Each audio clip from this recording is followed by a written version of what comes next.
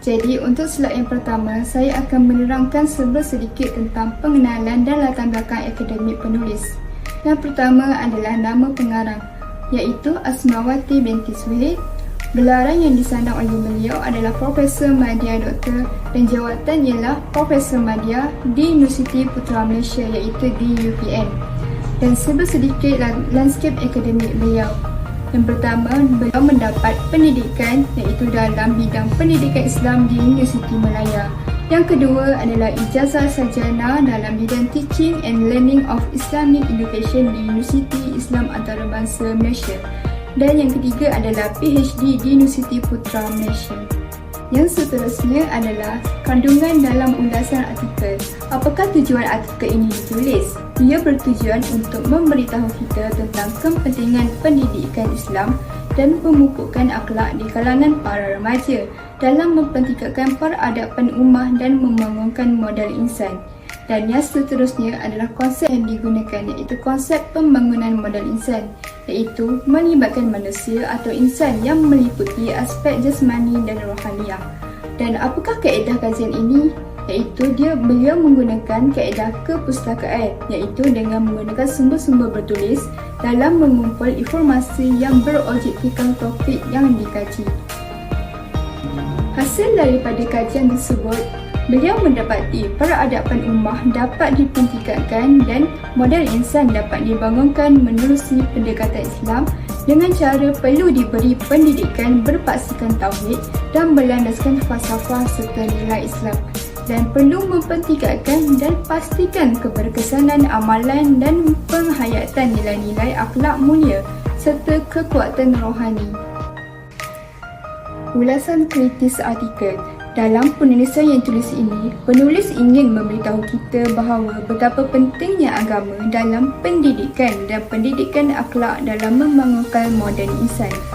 Hal ini dapat diperkuatkan lagi kerana agama merupakan asas yang penting, kerana itu mempengaruhi akidah dan nilai agama. Ia menjadikan satu komponen yang amat penting untuk memupuk nilai murni serta memantapkan iman dan takwa dalam diri seseorang untuk dijadikan benteng dan pedoman hidup kita. Dari ini, kita dapat membentuk ummah yang berkualiti dalam kalangan masyarakat. Untuk yang seterusnya, apa pula isu menarik dalam topik kita kali ini? Penulis menyatakan seseorang yang dapat mengelakkan dirinya daripada sifat mazmumah itu tergolong daripada mereka yang berpendidikan agama. Mari kita lihat apa yang disampaikan oleh Imam Al-Ghazali mengenai hal ini. Beliau mengatakan sesungguhnya hasil ilmu itu ialah mendekatkan diri kita kepada Allah SWT, Tuhan semesta alam, menghubungkan diri kita dengan ketinggian malaikat dan berhampiran dengan malaikat yang tinggi. Seterusnya pula, apa isu menarik yang didapati dalam penulisan ini ialah tentang sekularisme. Apa itu sekularisme? Secara ringkasnya, ia bermaksud satu fahaman yang memisahkan antara urusan agama dan kehidupan dunia. Mari kita menelusuri pula permasalahan dalam sekularisme ini. Pertama adalah pengaruh daripada budaya barat yang kian meruncing kerana ia dapat melemahkan pendidikan nilai agama itu sendiri. Sekularisme ini menjadikan manusia menjauhkan agama daripada landasan hidup mereka, termasuklah dalam bidang pendidikan ketika ini. Bagaimana tersebarnya fahaman ini? Fahaman ini boleh tersebar jika berlakunya penghapusan pelajaran agama melalui pendidikan. Dalam setiap permasalahan, pasti ada solusinya. Dalam permasalahan ini, keutamaan diberikan kepada ibu bapa kerana ibu bapa merupakan insan yang paling dekat atau seseorang yang bertanggungjawab dalam membentuk seseorang insan pada peringkat awal sebelum ke peringkat pendidikan di institusi. Ibu bapa perlu memainkan peranan penting dalam pendidikan anak-anak mereka. Mengapa? Dengan cara ini, mereka perlu memberi kefahaman betapa pentingnya menuntut ilmu dengan memenuhi adab sebagai seorang pelajar. Kedua, ibu bapa berperanan sebagai pembina utama dalam memperkenalkan nilai-nilai murni kepada anak-anak mereka dan seterusnya memastikan mereka mendapat pendidikan agama dengan sempurna serta menjadi contoh yang terbaik untuk anak-anak mereka. Seterusnya adalah berkenaan penerapan adab dan akhlak dalam institusi pendidikan. Masalah sosial remaja pada masa kini, terutamanya di kalangan pelajar IPT yang gemar mengejar keseronokan, kemewahan, pangkat dan populariti, jelas makin hari makin membimbangkan. Permasalahan ini menyebabkan berlakunya kemerosotan akhlak yang mendatangkan kesan negatif kepada negara, masyarakat, keluarga dan individu itu sendiri. Contohnya adalah seperti peningkatan kadar jenayah, masalah sosial seperti merompak, penyalahgunaan dadah, pergaulan bebas dan lain-lain. Ini semua berpunca daripada pengabaian nilai-nilai murni dalam diri pelajar.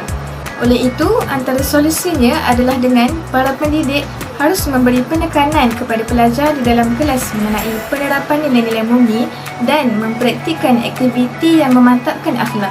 Ini kerana belia yang memiliki akhlak yang murni akan dapat memikirkan perkara-perkara yang baik dan positif di samping bertindak berlandaskan akal fikiran yang matang. Kemudian, kepentingan pendidikan Islam dan pemupukan akhlak. Pendidikan Islam amat penting untuk membentuk kepribadian manusia berdasarkan ilmu pengetahuan yang berlandaskan syariat Islam dalam mengukuhkan rohani atau akidah dan iman dalam diri pelajar.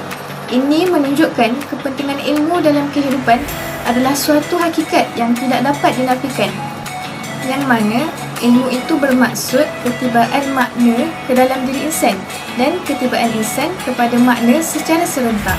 Maka adalah penting jenis ilmu yang dipelajari itu berlandaskan syariat Islam. Justeru, akhlak adalah sebahagian dalam Islam. Sehubungan dengan itu, seseorang yang mempunyai keteguhan iman dapat memupuk akhlak yang mulia dalam pergaulannya. Antara cadangan untuk mengetengahkan komponen adab dan akhlak Islam dalam pendidikan adalah dengan melakukan penilaian dari sudut amalan dan penghayatan. Setiap pelajar perlu memahami dan mempraktikkan akhlak dan nilai-nilai murni yang dipelajari dengan cara memperbanyakkan aktiviti berbentuk penghayatan Islam.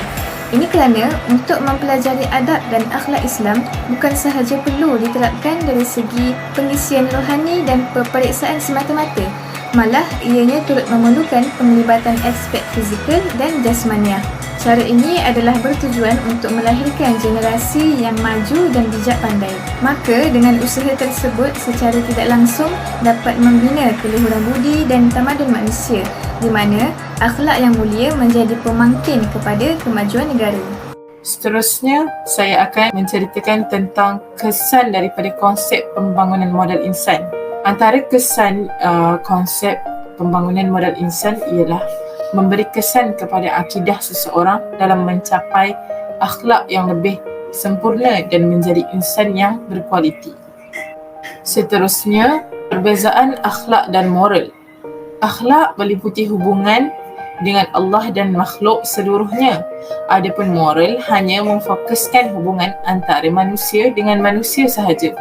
Ciri-ciri istimewa pendidikan Islam ialah bersesuaian dengan fitrah manusia dan bertujuan mencapai kebahagiaan di dunia dan akhirat. Kesimpulan daripada hasil kajian ini memberi pengetahuan baru, khususnya mahasiswa dalam mengamalkan dan menyampaikan ilmu kepada masyarakat.